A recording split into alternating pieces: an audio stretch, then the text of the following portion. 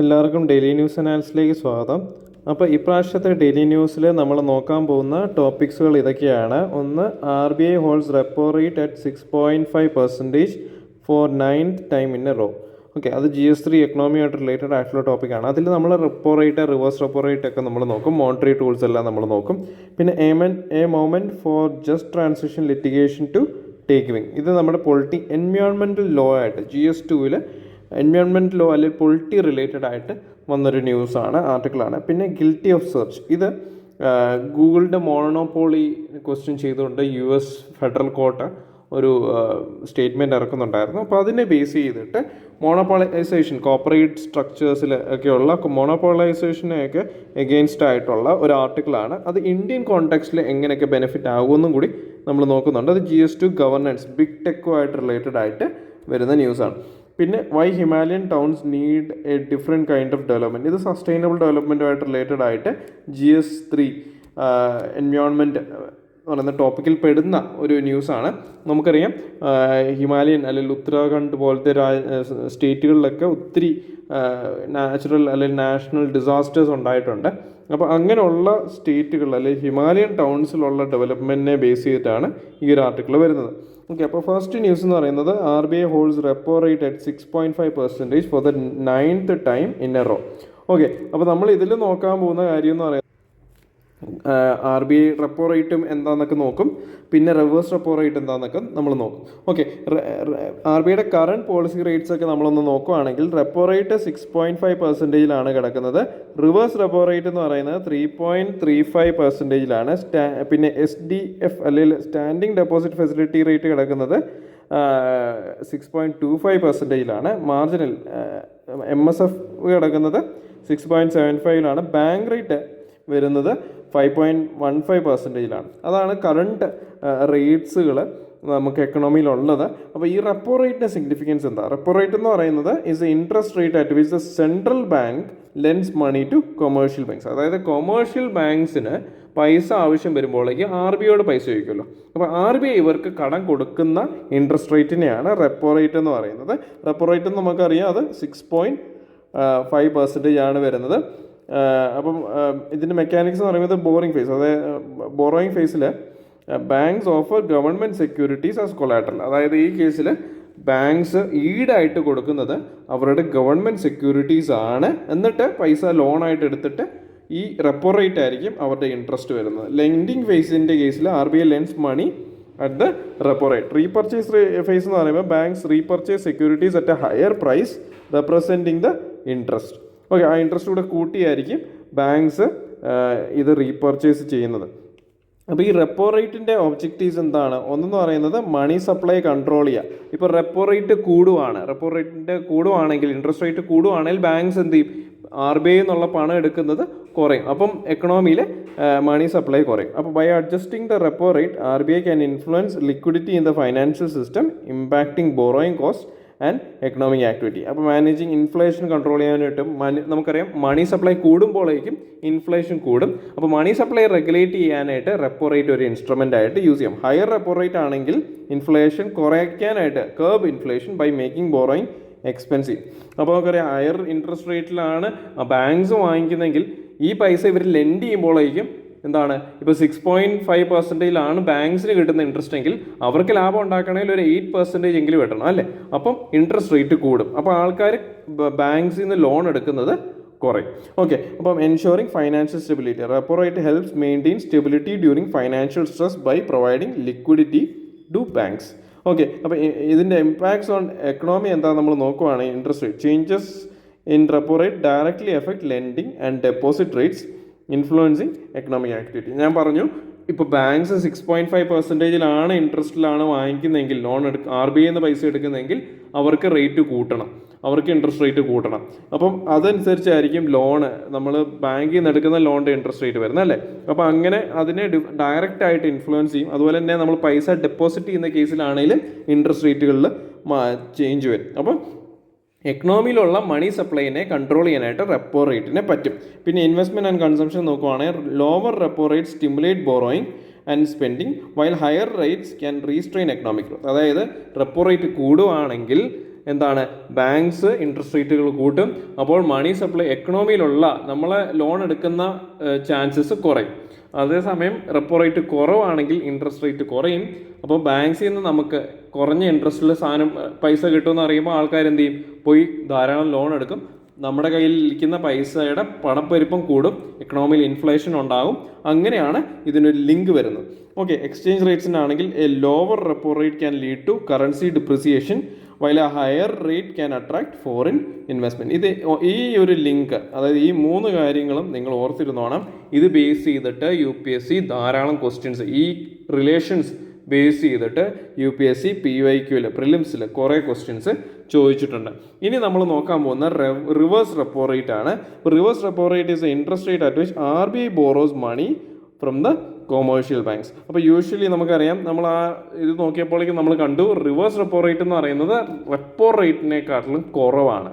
Okay, usually to absorb excess liquidity. അപ്പോൾ mechanics എന്ന് പറയുമ്പോൾ ഇതെങ്ങനെ വർക്ക് ചെയ്യുന്നത് പറയുമ്പോഴേക്കും ലെൻഡിങ് ഫേസ് ബാങ്ക് എന്ത് ചെയ്യും, സർപ്ലസ് അവരുടെ ഒത്തിരി ഫണ്ട് ഉണ്ടെങ്കിൽ ഇവരിത് കൊണ്ടുപോയി RBIയുടെ ഡെപ്പോസിറ്റ് ചെയ്യും. ഓക്കെ, അപ്പം RBI കുറച്ച് ഇൻട്രസ്റ്റ് ഇവർക്ക് കൊടുക്കും. ഓക്കെ, അപ്പം RBIക്ക് അതെങ്ങനെ വേണമെങ്കിലും യൂസ് ചെയ്യാം. ഓക്കെ, ഇതിൻ്റെ പേർപ്പസ് എന്ന് പറയുമ്പോൾ ലിക്വിഡിറ്റി മാനേജ്മെൻ്റ് ആണ്. നമ്മൾ പറഞ്ഞ പോലെ ഇൻഫ്ലേഷൻ കൺട്രോൾ ചെയ്യാനായിട്ട് മാർക്കറ്റിലുള്ള ലിക്വിഡിറ്റീനെ, ഒത്തിരി ആൾക്കാരുടെ പൈസ ഉണ്ടെങ്കിൽ, ബാങ്കുകളുടെ പൈസ ഉണ്ടെങ്കിൽ അത് അവർക്ക് ചുമ്മാ കിടക്കേണ്ട ആവശ്യമില്ലല്ലോ. അവർക്ക് അതിൽ നിന്ന് എന്തെങ്കിലും റിട്ടേൺ കിട്ടണമെങ്കിൽ അത് RBIയുടെ കൊടുക്കും. Controlling money supply by incentivising banks to park funds with RBI, reducing money available for lending purpose. അതായത് ലോൺ കൊടുക്കാനായിട്ടുള്ള മണിയുടെ എണ്ണം അല്ലെങ്കിൽ മണിയുടെ സപ്ലൈ കുറയ്ക്കാനായിട്ട് പറ്റും. അപ്പം റിവേഴ്സ് റെപ്പോയും റെപ്പോ റേറ്റും തമ്മിലുള്ള വ്യത്യാസം എന്താ? റെപ്പോ റേറ്റ് എന്ന് പറയുമ്പോൾ central banks link to banks ആണ്. അപ്പോൾ മണി സപ്ലൈനെ ഇൻഫ്ലേഷനെ എഫക്റ്റ് ചെയ്യും. റിവേഴ്സ് റെപ്പോ എന്ന് പറയുമ്പോൾ സെൻട്രൽ ബാങ്കിൻ്റെ നിന്ന് ബോറോ ചെയ്യുന്ന കേസാണ്. രണ്ടും ലിക്വിഡിറ്റി മാനേജ്മെൻറ്റിനെ ഹെൽപ്പ് ചെയ്യും. അപ്പോൾ ഫൈനാൻഷ്യൽ മാർക്കറ്റിൽ എങ്ങനെയാണ് ഇതിൻ്റെ ഇമ്പാക്റ്റ് എന്ന് പറയുമ്പോഴേക്കും ഇൻട്രസ്റ്റ് റേറ്റിൻ്റെ കേസിൽ reverse repo rate affects short term money market and overall interest rate environment. Monetary പോളിസിയുടെ കേസിൽ it ensures RBI's policy decision effectively impact. അതായത് നമ്മുടെ സാധാരണ ആൾക്കാരിലോട്ടും RBIയുടെ ഇൻഫ്ലുവൻസ്, RBIയുടെ പോളിസി മെഷേഴ്സ് എത്തിക്കുന്ന ഒരു ഓരോ ഇൻസ്ട്രുമെൻറ്റ്സ് ആണ് റെപ്പോ റേറ്റും റിവേഴ്സ് റെപ്പോ. അത് ഓർത്തിരുന്നാൽ മതി. ഓക്കെ, അപ്പം നമ്മൾ ഈ ഒരു ആർട്ടിക്കിൾ പ്രകാരം ഇൻഫ്ലേഷൻ എന്ന് പറയുമ്പോൾ headline inflation has shown signs of moderation. Core inflation ഒരു കൺസേൺ ആയിട്ട് തന്നെ തുടരുന്നുണ്ട്. GDP ഗ്രോത്ത് എന്ന് പറയുമ്പോൾ GDP ഗ്രോത്ത് എന്ന് പറയുന്നത് പ്രൊജക്റ്റ് ചെയ്തേക്കുന്നത് ഈ വർഷം 7.2% ആണ് പ്രൊജക്റ്റ് ചെയ്തേക്കുന്നത്. നമ്മളൊരു PYQ കൂടി എടുത്തിട്ട് ഈ മോണിറ്ററി പോളിസി ടൂൾസും കൂടി നമുക്ക് നോക്കിയേക്കാം. ഓക്കെ, അപ്പം concerning the Indian economy consider the following. ഇത് 2015 ചോദ്യമാണ്. ഇതിൽ ഏതൊക്കെ കമ്പോണൻസ് ആണ് മോണിറ്ററി പോളിസിയുടെ പാർട്ട് എന്നാണ് ചോദിച്ചേക്കുന്നത്. ഒന്ന് bank rate, open market operations, മൂന്നാമത്തത് പബ്ലിക് ഡെപ്റ്റ്, നാലാമത് പബ്ലിക് റവന്യൂ. ഇതിൽ ഏതൊക്കെയാണ് മോണിറ്ററി പോളിസിയുടെ പാർട്ട് അല്ലെങ്കിൽ ടൂൾസ് എന്ന് ചോദിച്ചിട്ടുണ്ട്. ഈ പറഞ്ഞേക്കുന്നതാണ് ഇതിനകത്തുള്ള ടൂൾസ് എന്ന് പറയുന്നത്. ഒന്ന് ഫിക്സ്ഡ് മാർജിൻ റിക്വയർമെൻറ്റ്സ്, ക്വാളിറ്റേറ്റീവ് ആയിട്ടുള്ളത്, കൺസ്യൂമർ ക്രെഡിറ്റ് റെഗുലേഷൻസ് ഉണ്ട്, ക്രെഡിറ്റ് റേഷനിങ് ഉണ്ട്, മോറൽ സോഷ്യൽ. ഇതെല്ലാം ക്വാളിറ്റീവ് ആയിട്ടുള്ള കാര്യങ്ങളാണ്. അതായത് ഒരു ഇൻഡയറക്റ്റ് വേയിൽ കാര്യങ്ങൾ ചെയ്യുന്നത്. അപ്പം ക്വാണ്ടിറ്റേറ്റീവ് ആയിട്ടുള്ള അല്ലെങ്കിൽ ജനറൽ ആയിട്ടുള്ള മെത്തേഡ്സിൽ വരുന്നതാണ് ഈ ബാങ്ക് റേറ്റ്. അപ്പോൾ ബാങ്ക് റേറ്റ് ഇതിനകത്ത് ഇൻക്ലൂഡഡ് ആണ്. പിന്നെ ഓപ്പൺ മാർക്കറ്റ് ഓപ്പറേഷൻസ്, നമ്മൾ പറഞ്ഞു ഓപ്പൺ മാർക്കറ്റ് ഓപ്പറേഷൻസ് മോണിറ്ററി പോളിസിയുടെ പാർട്ടാണ്. പിന്നെ CRR ഉണ്ട്, SLR ഉണ്ട്, പിന്നെ ലിക്വിഡിറ്റി അഡ്ജസ്റ്റ്മെൻറ്റ് ഫെസിലിറ്റി ഉണ്ട്, പിന്നെ MSF മാർജിനൽ സ്റ്റാൻഡിങ് ഫെസിലിറ്റി. ഇതെല്ലാം എന്താണ് മോണിറ്ററി പോളിസി ടൂൾസിനകത്ത് പെടുന്നതാണ്. അപ്പോൾ ഈ പബ്ലിക് ഡെപ്റ്റും പബ്ലിക് റവന്യൂവും ഇതിനകത്ത് ഇൻക്ലൂഡഡ് അല്ല. അപ്പോൾ ആൻസർ ഏതായിരിക്കും? C ആണ് ഇതിൻ്റെ ആൻസർ. ഓക്കെ, അപ്പോൾ മോണിറ്ററി പോളിസി ടൂൾസ് റിലേറ്റഡ് ആയിട്ട് അത് എന്തൊക്കെ സാധനങ്ങളാണ് മോണിറ്ററി പോളിസി ടൂൾസിനകത്ത് വരുന്നത്, അതിൽ ഏതൊക്കെയാണ് ക്വാളിറ്റേറ്റീവ് വരുന്നത്, ഏതൊക്കെയാണ് ക്വാണ്ടിറ്റേറ്റീവ് വരുന്നതെന്ന് അറിഞ്ഞിരിക്കുക. അതുപോലെ തന്നെ ഇതെങ്ങനെയാണ് എക്കണോമിയിൽ ഇമ്പാക്റ്റ് ഉണ്ടാക്കുന്നത്, ഇതിലുണ്ടാക്കുന്ന ചേഞ്ചസ് എങ്ങനെയാണ് എക്കണോമിയിൽ മാറ്റങ്ങൾ കൊണ്ടുവരുന്നതെന്നും കൂടി നിങ്ങൾ നോക്കിയിരിക്കണം. ഓക്കെ, അപ്പോൾ നമ്മൾ നെക്സ്റ്റ് ന്യൂസിലോട്ട് പോവുകയാണ്. A moment for just transition litigation to taking. അപ്പം ഇതിൻ്റെ ഒരു കോൺടെക്സ്റ്റ് നമ്മൾ നോക്കുവാണെങ്കിൽ ഇത് April 2024 supreme court of India recognised humans as affected communities in climate litigation. Okay, അപ്പം മാർക്കിംഗ് എ സിഗ്നിഫിക്കൻറ്റ് ഷിഫ്റ്റ്. അതായത് ഈ ഒരു അപ്രോച്ചിൽ എന്താണ്, ഇക്വിറ്റബിൾ ഇൻക്ലൂസീവ് ആയിട്ടുള്ള ക്ലൈമറ്റ് ആക്ഷനിൽ ഹ്യൂമൻസിനെയും പാർട്ടാക്കുന്ന രീതിയിലാണ് സുപ്രീം കോർട്ട് ഈ ഒരു വിധി കൊണ്ടുവന്നേക്കുന്നത്. Okay, the concept of just transition transfers to a fair shift towards A low carbon economy ensuring that the burdens and benefits of decarbonisation അത് എന്താണ് ഹ്യൂമൻസിൽ ഇക്വിറ്റബിൾ ആയിട്ട് ഷെയർ ചെയ്യും.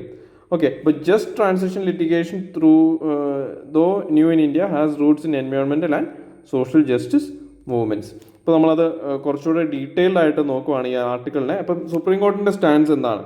Okay, supreme courts decision emphasises the need for a just transition by recognising non human entities as affected communities. This is a novel approach in Indian climate litigation, paving the way for inclusive and equitable climate action. അപ്പം ഈ just transition ലിറ്റിഗേഷനിൽ advantages എന്താ നോക്കിക്കഴിഞ്ഞാൽ ഒന്ന് climate action inclusive ആക്കുക എന്നുള്ളതാണ്. അപ്പോൾ എന്താണ് affected കമ്മ്യൂണിറ്റീസിനെ അല്ലെങ്കിൽ വൾണറബിൾ പോപ്പുലേഷൻസ് ആയിട്ടുള്ള വുമൺ, ചിൽഡ്രൻ, മൈനോറിറ്റീസിനെ എല്ലാം ഈ ക്ലൈമറ്റ് മിറ്റിഗേഷൻ മെത്തേഡ്സിലോട്ട് അവരെ ഇൻക്ലൂഡ് ചെയ്യുന്നുണ്ട്. പിന്നെ ബ്രോഡൻഡ് ആയിട്ടുള്ള ലീഗൽ ഫ്രെയിം വർക്ക് കൊണ്ടുവരും. അപ്പോൾ by including just transition in legal discourse it will help to develop new jurisprudence, അതായത് ഒരു പ്രോപ്പർ ലീഗൽ ഫ്രെയിം വർക്ക് കൊണ്ടുവരാനായിട്ട് ഈ ഒരു ക്ലൈമറ്റ് റിലേറ്റഡ് ആയിട്ടുള്ള കലാമിറ്റീസ് അല്ലെങ്കിൽ അതിൻ്റെ ക്ലൈമറ്റ് ചേഞ്ച് റിലേറ്റഡ് ആയിട്ടുള്ള പ്രോബ്ലംസിനെ എന്താണ് ഒരു ജസ്റ്റ് ഫ്രെയിം വർക്ക് കൊണ്ടുവരാനായിട്ട് ഈ ഒരു ട്രാൻസിഷനിലൂടെ ലിറ്റിഗേഷൻ ട്രാൻസിഷനിലൂടെ പറ്റും. പിന്നെ ഇക്വിറ്റബിൾ ആയിട്ടുള്ള ഡീകാർബണൈസേഷൻ ആണ്, അതായത് അൺഈക്വൽ ഡിസ്ട്രിബ്യൂഷൻ ഓഫ് ബേർഡൻസ് അല്ലെങ്കിൽ ബെനിഫിറ്റ്സ്. എന്താണ് ഡീകാർബണൈസേഷൻ കാരണം ഉണ്ടാകുന്ന ബെനിഫിറ്റ്സ് ആണെങ്കിലും അത് കാരണം ഉണ്ടാകുന്ന പ്രശ്നങ്ങളാണെങ്കിലും ഇക്വിറ്റബിൾ ആൻഡ് ഫെയർ മെത്തേഡിലൂടെ അത് ഡിസ്ട്രിബ്യൂട്ട് ആയിട്ട് പോകും. ഇതിലൊരു ചാലഞ്ച് എന്താണെന്ന് ചോദിച്ചു കഴിഞ്ഞാൽ, അപ്പം implementing just transition requires balancing economic, social and environmental interest. അപ്പോൾ ഇതിന് നമുക്കൊരു സിമ്പിളായിട്ടുള്ള ഒരു എക്സാമ്പിൾ ഒന്നും പറയാൻ പറ്റില്ല. അപ്പം ഒരു കോർപ്പറേറ്റ് സ്ട്രക്ചറിൽ വർക്ക് ചെയ്യുന്ന ഒരു കമ്പനി അവരുണ്ടാക്കുന്ന ക്ലൈമറ്റ് പ്രോബ്ലംസ് അതിൻ്റെ മെജോറിറ്റി ഷെയർ അല്ലെങ്കിൽ അതിൻ്റെ ഒരു പ്രത്യാഘാതം ആ ഒരു ഫേമിനായിരിക്കണം. അത് കാരണം ഉണ്ടാകുന്ന ആൾക്കാർ, അതായത് ഹ്യൂമൻസ് സഫർ ചെയ്യുന്നുണ്ടെങ്കിൽ അവർക്ക് വേണ്ട ജസ്റ്റ് ആയിട്ടുള്ള മിറ്റിഗേഷൻ മെത്തേഡ്സ് അവരിലോട്ട് എത്തിക്കണം എന്നൊക്കെ വേണമെങ്കിൽ നമുക്കിതിനെ പറയാം. Okay, the need for clear guidelines frameworks to support just transition litigation. അപ്പോൾ ഇതിൻ്റെ ഫ്യൂച്ചർ പ്രോസ്പെക്ട്സ് എന്തൊക്കെയാണെന്ന് നമ്മൾ നോക്കിക്കഴിഞ്ഞാൽ, just transition litigation can serve as a tool to ensure that India's transition to renewable energy and low carbon economy is equitable and just. അപ്പോൾ this concept may inspire similar legal actions globally, contributing to broader fight against climate change.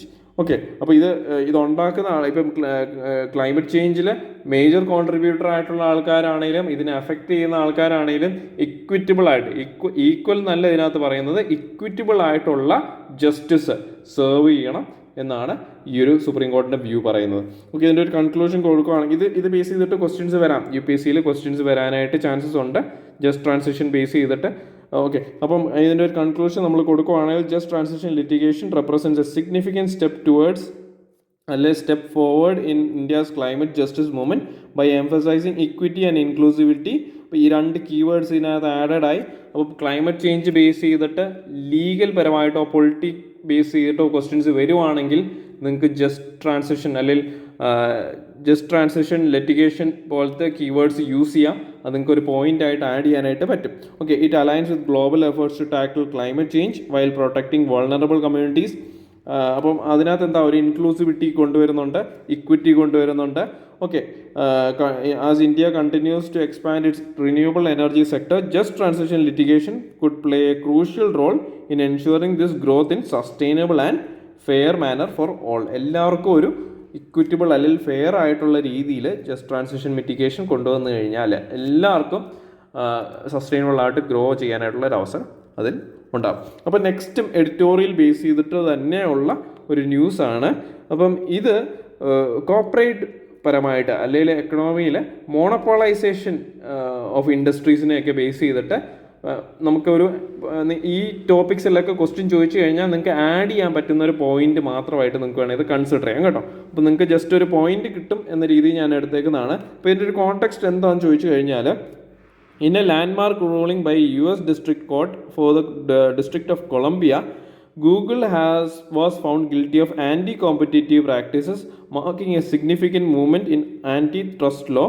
The case echoes the historic antitrust ruling against Microsoft nearly 25 years ago.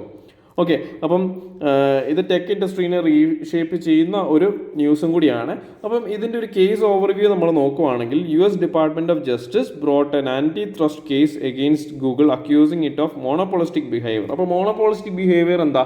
ഇപ്പോൾ tech സ്പേസിൽ നമുക്കറിയാം, നമ്മൾ search engine അല്ലെങ്കിൽ നമുക്ക് എന്തെങ്കിലും search ചെയ്യണമെങ്കിൽ നമുക്കറിയാം അവിടെ നമ്മൾ ആദ്യം പോകുന്നത് ഗൂഗിളിലോട്ടാണ്. പക്ഷേ അതുപോലെ തന്നെ ഉള്ള ഒരു സെർച്ച് എഞ്ചിനാണ് ബിങ് അല്ലെങ്കിൽ യാഹു, അതുപോലെയുള്ള സെർച്ച് എഞ്ചിൻസ് ഉണ്ട്. പക്ഷേ പ്രിഫറൻസ് എപ്പോഴും എന്താണ്?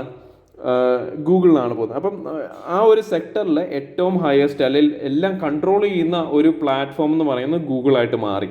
ഓക്കെ, ആ മോണോപോളിസ്റ്റിക് ബിഹേവിയർ മിക്ക കേസിലും ഒരു ലെജിറ്റിമേറ്റ് ഗവൺമെൻറ് ചാലഞ്ച് ചെയ്യും. അപ്പോൾ ഇന്ത്യയുടെ കേസിലാണെങ്കിൽ നമുക്കറിയാം, ഫുഡ് ഡെലിവറി സെക്ടറിൽ 2 കമ്പനീസ് ആണുള്ളത്, മെയിനായിട്ട് സ്വിഗ്ഗിയും സൊമാറ്റോയും. അല്ലെങ്കിൽ ടെലികോം സെക്ടറിൽ നമുക്കറിയാം ജിയോ എന്ന് പറയുന്നത് വലിയൊരു പ്ലെയറാണ്, അതുപോലെ തന്നെ ഒരു എയർടെൽ എന്ന് പറയുന്ന പ്ലെയറുണ്ട്. ഓക്കെ, അപ്പോൾ അങ്ങനെയൊക്കെ ഉള്ള അതൊരു ഡുവോപോളി എന്ന് നമുക്ക് വേണേൽ പറയാം. പക്ഷെ ഒരു കേസിൽ ടെലികോമിൽ ഇപ്പോൾ ജിയോ മാത്രമാണ് ഹയസ്റ്റ് ആയിട്ടുള്ളത് എന്നൊക്കെ ഓർത്തിരിക്കുകയാണെങ്കിൽ, അങ്ങനെ ഒരു സിനാരിയോ വരുവാണെങ്കിൽ ഗവൺമെൻറ് ഉറപ്പായിട്ടും അതിൽ ഇടപെടും. ഓക്കെ, അപ്പോൾ the court found Google in violation of section 2 of the Sherman antitrust act which pertains monopolization and anti-competitive practices. ഇത് US-ൻ്റെ ഒരു എക്സാമ്പിൾ ആണ്.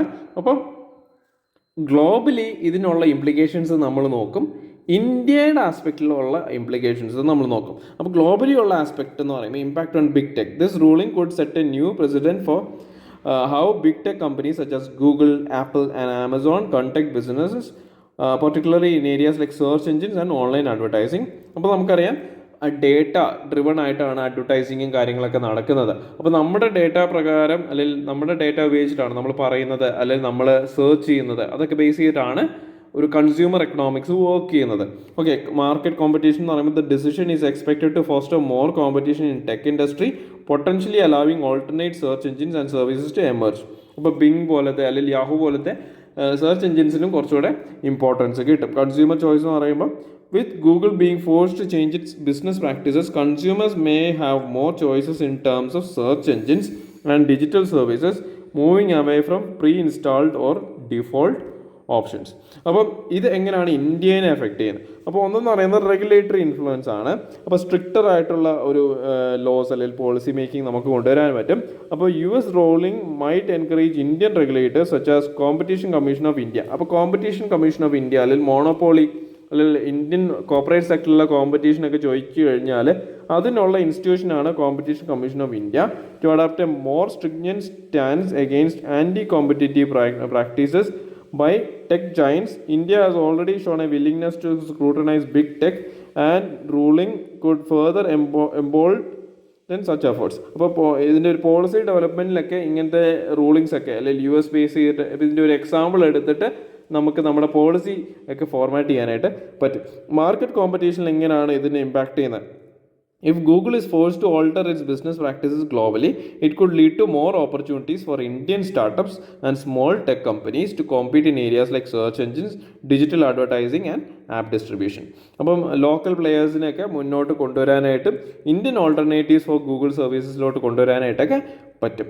ഓക്കെ, അപ്പോൾ ഇതിനൊരു എക്സാമ്പിൾ ആണ് പേടിഎം ആക്ച്വലി ഗൂഗിളിനെ ഡയറക്റ്റ് ആയിട്ട് ചാലഞ്ച് ചെയ്ത ഒരു ഇൻസ്റ്റിറ്റ്യൂഷനാണ് എല്ലാ സെക്ടറിലും. അപ്പം പബ്ലിക് സർവീസസ് റിലേറ്റഡ് ആയിട്ടുള്ള ട്രെയിൻ ബുക്കിംഗ് അങ്ങനെയുള്ള സെക്ടേഴ്സ്, മൂവി ബുക്കിംഗ് ഒക്കെ അവർ ഗൂഗിളിനെ ചാലഞ്ച് ചെയ്യുന്ന രീതിയിൽ ഒരു ആപ്പ് സ്റ്റോർ ഒക്കെ കൊണ്ടുവരാൻ വന്നിട്ടുണ്ട്. അത് നിങ്ങൾക്ക് വേണേൽ ആഡ് ചെയ്യാം, ജസ്റ്റ് ഒന്ന് പറഞ്ഞു എന്നേ ഉള്ളൂ. അപ്പോൾ ഇതിലുള്ള ഒരു ചാലഞ്ച് നമ്മൾ നോക്കുവാണ് ensuring that ruling effectively promotes competition without stifling innovation in the tech industry, balancing the interest of consumers, competitors and last firms. എന്താണ് അത് വളരെ ഇമ്പോർട്ടൻ്റ് ആയിട്ടുള്ള ഒരു കാര്യമാണ്. അതായത് എല്ലാ സ്റ്റേക്ക് ഹോൾഡേഴ്സിനെയും ബാലൻസ് ചെയ്തുകൊണ്ട് വേണം ഇങ്ങനെയുള്ള ഒരു പോളിസി ഇറക്കാനായിട്ട്. അപ്പോൾ ഇതിൻ്റെ ഒരു കൺക്ലൂഷൻ നമുക്ക് വേണമെങ്കിൽ കൊടുക്കാം. The antitrust verdict against Google is a pivotal movement in the ongoing debate over power and influence of big tech. By addressing monopolistic practices, the ruling aims to create a more competitive and consumer-friendly market. As the legal battle continues, its outcome will likely shape the future of technology industry, influencing how companies operate and innovate in a fair and open market place. അപ്പം അത് monopoly അല്ലെങ്കിൽ anti competition related ആയിട്ടൊക്കെ മെയിൻസിൽ question വന്നു കഴിഞ്ഞാൽ ഇതിലെ points നിങ്ങൾക്ക് add ചെയ്യാം. Okay, ഇപ്പോൾ നെക്സ്റ്റ് ന്യൂസ് നമുക്കറിയാം സസ്റ്റൈനബിൾ ഡെവലപ്മെൻറ്റ് ബേസ് ചെയ്തിട്ട് ഹിമാലയൻ റേഞ്ചസിലുള്ള ഏർബനൈസേഷനെ ബേസ് ചെയ്തിട്ടുള്ള ഒരു ആർട്ടിക്കിളാണ്. അപ്പം Indian Himalayan range covers 11 states and 2 union territories. The regions were rapid urbanization at the rate of over 40% from 2011 to 2021. Towns are expanding, but the unique geography of the Himalayas depends on distinct approach. അതായത് അർബനൈസേഷനെക്കാട്ടിലും normal ആയിട്ടുള്ള landscape അല്ല ഹിമാലയത്തിലുള്ളത്. അപ്പോൾ അതിനെ മനസ്സിലാക്കിയിട്ട് വേണം അവിടെ development കൊണ്ടുവരാൻ. അപ്പോൾ ഇതിലെ ചലഞ്ചസ് എന്തൊക്കെയാണ് എന്ന് നോക്കിക്കഴിഞ്ഞാൽ സിവിക് മാനേജ്മെൻറ്റ് ഇഷ്യൂസ് ഉണ്ട്. സിറ്റീസ് ലൈക്ക് ശ്രീനഗർ, ഗുവാഹട്ടി, ഷില്ലോങ് അല്ലെങ്കിൽ Shimla faces significant challenges in managing sanitisation അല്ലെങ്കിൽ സോളിഡ് വേസ്റ്റ് മാനേജ്മെൻ്റ് ഒക്കെ അവിടെ എപ്പോഴും പ്രോബ്ലംസ് ഉണ്ട്. Planning institutions often fail because they rely on models suited for പ്ലെയിൻസിൽ ഹിമാലയ പോലത്തെ ഒരു മൗണ്ടനസ് ടെറൈനിൽ എന്താണ് നമ്മളിപ്പോഴും ഫോളോ ചെയ്യുന്നത് പ്ലെയിൻസിലുള്ള സിറ്റീസിലെ മിറ്റിഗേഷൻ മെത്തേഡ്സ് ആണ്. അത് മാറ്റേണ്ട ആവശ്യമുണ്ട്. റിസോഴ്സ് ഷോർട്ടേജസ് എന്ന് പറയുമ്പോൾ city governments operate with only 25% of required human resources. For example, in the Kashmir valley excluding Srinagar municipal corporation there is only 15 executive officers for other 40 urban local bodies. Okay, urban sprawl and environmental impact നമ്മൾ നോക്കുകയാണെങ്കിൽ cities are expanding into surrounding villages leading to the destruction of open spaces, forest and watersheds. In Srinagar between 2000 and 2020 built up real estate increase causing a 25% reduction in water bodies. അപ്പം ഈ challenges drive ചെയ്യുന്ന factors എന്തൊക്കെയാണെന്ന് നോക്കിക്കഴിഞ്ഞാൽ ഈ tourism base ചെയ്തിട്ടുള്ള development ആണ്. Okay, rapid അർബനൈസേഷൻ്റെ കൂട്ടത്തിൽ തന്നെ ഹൈ ടൂറിസം റേറ്റുകളും ഇങ്ങനെയുള്ള ഡെവലപ്മെൻറ്റ് അർബനൈസേഷനെ കാറ്റലിസ്റ്റ് ആയിട്ട് വരുന്നുണ്ട്. ഇൻഅഡിക്വേറ്റ് പ്ലാനിങ് ആൻഡ് ഇൻഫ്രാസ്ട്രക്ചർ ഒരു ഫാക്ടറാണ്. Lack of climate resilient urban planning leads to poorly design infrastructure damaging natural resources and biodiversity. അപ്പോൾ ഇതിലുള്ള റെക്കമെൻഡേഷൻസ് എന്തൊക്കെയാണ് നമുക്ക് കൊടുക്കാൻ പറ്റുന്നത്? ഒന്ന് ലോക്കലൈസ്ഡ് ആയിട്ടുള്ള പ്ലാനിങ് ആണ്. അതായത് ഇങ്ങനെയുള്ള ഒരു ജോഗ്രഫിയിൽ വേണ്ട ഡെവലപ്മെൻറ്റ് ആ ഒരു ലോക്കൽ കമ്മ്യൂണിറ്റീസിനെയും കൂടി ഇൻവോൾവ് ചെയ്തിട്ട് വേണം അവിടെ ഏർബൻ പ്ലാനിങ് കൊണ്ടുവരാനായിട്ട്. പിന്നെ റീസൈലൻറ്റ് ഏർബൻ ഡിസൈൻ വരണം. അതായത് avoid consultant driven planning, focus on designs tailored to specific needs of Himalayan towns. അപ്പം നേരത്തെ പറഞ്ഞ പോലെ തന്നെ ഹിമാലയൻ ടൗൺസിന് അതിൻ്റേതായിട്ടുള്ള ഒരു സൗന്ദര്യമുണ്ട്, അല്ലെങ്കിൽ അതിൻ്റേതായിട്ടുള്ള ഒരു ഏർബൻ പ്ലാനിങ് ഉണ്ട്. അത് ഫോളോ ചെയ്യുക എന്നുള്ളതാണ് മെയിനായിട്ടുള്ള കാര്യം. പിന്നെ ഇംപ്രൂവ്ഡ് ഏർബൻ ഫൈനാൻസിങ് ആണ്. Finance commission should address the unique financial challenges of Himalayan region towns, increase intergovernmental transfers to urban local bodies to at least 1% of the GDP to cover the higher costs of urban services. അപ്പോൾ sustainable development focus ചെയ്ത് വേണം അവിടെ development കൊണ്ടുവരേണ്ടത്. അപ്പോൾ Himalayan town should prioritise ecocentric planning and engage in broader sustainability conversations, focus on creating urban futures that are resilient, sustainable and inclusive of public participation. അപ്പോൾ ഇതിൻ്റെ ഒരു conclusion നമ്മൾ കൊടുക്കുകയാണെങ്കിൽ, അല്ലെങ്കിൽ ഹിമാലയൻ റേഞ്ചസിലെ ഏർബനൈസേഷനെ ബേസ് ചെയ്തിട്ടൊക്കെ ക്വസ്റ്റ്യൻസ് വരും. അത് കണ്ടിന്യൂസ് ആയിട്ട് ഉള്ളൊരു കറണ്ട് അഫയേഴ്സിൽ വരുന്ന ഒരു ടോപ്പിക്കും കൂടിയാണ്. അപ്പോൾ urbanisation in the Himalayan ranges requires a tailored approach that respects the region's environmental and social context. Resilient and sustainable planning is essential to manage growth while preserving the Himalayas' fragile ecosystem. Okay, അപ്പം ഇത്രയായിരുന്നു നമുക്ക് ഇപ്രാവശ്യത്തെ DNA ഉണ്ടായിരുന്നു. ഇച്ചിരി lengthy ആയിട്ടുള്ള DNA ആയിരുന്നു. പിന്നെ ഇച്ചിരി base കൂട്ടിയാണ് ഞാൻ എടുത്തതും കൂടി. അപ്പോൾ എല്ലാവർക്കും ഇത് മനസ്സിലായെന്ന് വിചാരിക്കുന്നു. നമ്മൾ പഠിച്ച കാര്യങ്ങളൊക്കെ തന്നെയാണ്, പക്ഷേ മെയിൻസ് പെർസ്പെക്റ്റീവിൽ കുറച്ചുകൂടെ ആഡ് ഓൺ പോയിന്റ്സ് നിങ്ങൾക്ക് കിട്ടിയെന്ന് ഞാൻ വിചാരിക്കുന്നു. ഇനി അടുത്ത പ്രാവശ്യം കാണാം. നന്ദി, നമസ്കാരം.